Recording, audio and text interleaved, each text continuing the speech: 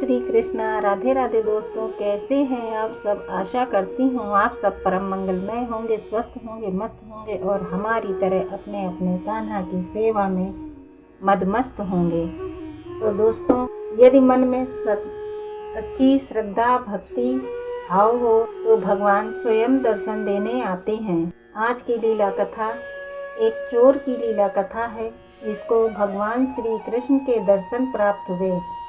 एक बार एक बहुत प्रसिद्ध चोर किसी बंगले में चोरी करने गया। उस दिन वहाँ एक आचार्य जी भगवत कथा कर रहे थे। जब चोर वहाँ पहुँचा तो प्रसंग चल रहा था कि माँ यशोदा श्री कृष्ण और बलराम को हर रोज गहने पहनाती और वह दोनों भोजन करने के बाद गाय चराने जाते। आचार्य जी भाव विभोर होकर श्री कृष्ण की मणि और गहनों का वर्णन कर रहे थे कि वह बहुमूल्य हैं, अनमोल हैं। चोर का ध्यान चोरी से हट गया और वह सोचने लगा कि आचार्य से उन दोनों भाइयों का पता पूछ लेता हूँ कि दोनों भाई कौन से स्थान पर गाय चराने जाते हैं। मैं उनके गहने छीन लूँगा और मालामाल हो जाऊँगा। श्री कृष्ण की लीला देखिए। उस चोर ने पहले कभी भी भक्ति भाव के प्रसंग नहीं सुने थे, क्योंकि उसकी संगति ही चोर उचक्कों की थी। वह तो बस चोरी, छीना झपटी और मार काट ही जानता था। अब वह आचार्य जी की प्रतीक्षा करने लगा कि कब वह इस सुनसान रास्ते से गुजरें और मैं दोनों बच्चों का पता पूछ सकूं। आचार्य जी को आते देख चोर ने उन्हें चाकू दिखाया और कहने लगा कि यदि उन दोनों बच्चों का पता नहीं बताया जिनके बारे में तुम बंगले में बात कर रहे थे, कि उनके गहनों का मूल्य तो अनमोल है। आचार्य जी ने समझाना चाहा कि भाई, मैं तो भगवत कथा का प्रसंग सुना रहा था।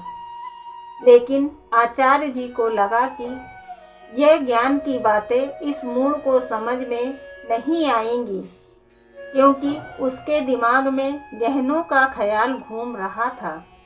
ऊपर से आचार्य जी को चाकू का भी डर सता रहा था। आचार्य जी ने जान बचाने के लिए कहा कि वृंदावन चले जाओ, वहाँ दोनों भाई सुबह गाय चराने आते हैं, वहाँ तुम उनसे मिल लेना। चोर जाते जाते आचार्य जी से कहने लगा कि गहनों में से आपको भी हिस्सा दे दूंगा। अब जैसे तैसे वह चोर वृंदावन पहुंचा। उस समय शाम होने वाली थी। उसने लोगों से पूछा, कृष्ण बलराम गाय कहाँ चराते हैं? लोगों ने भी सरल भाव से वह स्थान बता दिया। श्री कृष्ण की माया देखिए। पूरी रात उसे नींद नहीं आई। रात भर भूख प्यास की कोई सुध नहीं। मन में एक ही उत्सुकता कि दोनों के अनमोल गहने लेने हैं। पूरी रात कभी पेड़ पर चढ़े, कभी उतरे, कभी रास्ता देखे कि दोनों भाई कब आएंगे। अनजाने में ही सही मन में कृष्ण कृष्ण की धुन चल रही थी। कब आओगे, कब आओगे। सुबह हुई तो उत्सुकता और बढ़ गई। फिर उसे एक अलौकिक प्रकाश दिखाई दिया और दो बालक दिखाई दिए। वह एकटक दोनों को निहारने लगा। सोचने लगा कि ऐसा मनमोहक रूप आज से पहले कभी नहीं देखा। तभी उसे स्मरण आया कि मुझे तो इनके गहने लेने हैं और उनमें से आचार्य जी को भी हिस्सा देना है। वह जैसे ही श्री कृष्ण और बलराम को धमकाकर गहने छीनने लगा, प्रभु का वह स्पर्श उसे बहुत ही अलौकिक लगा। प्रभु ने अपनी इच्छा से उसे गहने ले जाने दिए। वह उन आचार्य जी की प्रतीक्षा करने लगा। आचार्य जी के आते ही कहने लगा कि अपना हिस्सा ले लो, मैं दोनों बालकों से गहने ले आया हूँ। आचार्य जी हैरान परेशान, अरे भाई, तू किन बालकों के आभूषण ले आया है? भूल गए क्या? श्री कृष्ण और बलराम का पता आपने ही तो बताया था। मैंने बालकों से उनका नाम पूछा था, उन्होंने अपना नाम कृष्ण और बलराम ही बताया था।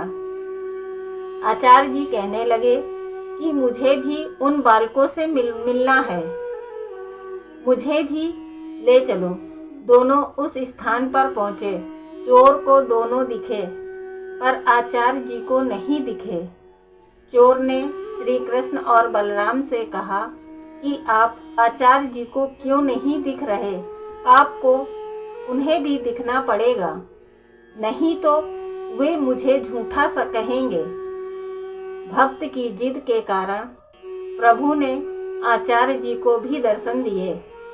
आचार्य जी कहने लगे कि प्रभु, मैं तो कई सालों से भगवत कथा कर रहा हूँ, लेकिन आपने मुझे कभी दर्शन नहीं दिए, जबकि चोर तो आपके नाम की महिमा और रूप के बारे में कुछ भी नहीं जानता था, फिर भी आपने उसे दर्शन क्यों दिए? प्रभु ने कहा, क्योंकि तुमने मुझे कभी उस भाव से पुकारा ही नहीं। प्रभु कहने लगे कि अनजाने में ही सही, उसे आचार्य के कहे हुए वचनों पर दृढ़ विश्वास था, चाहे वो मेरे बारे में कुछ नहीं जानता था, लेकिन ईश्वर को पाने के लिए जो व्याकुलता होनी चाहिए, उस समय उसमें वही थी। कभी पेड़ पर चढ़ता, कभी उतरता, और कभी उसके मन में मेरे नाम की ही धुन चल रही थी।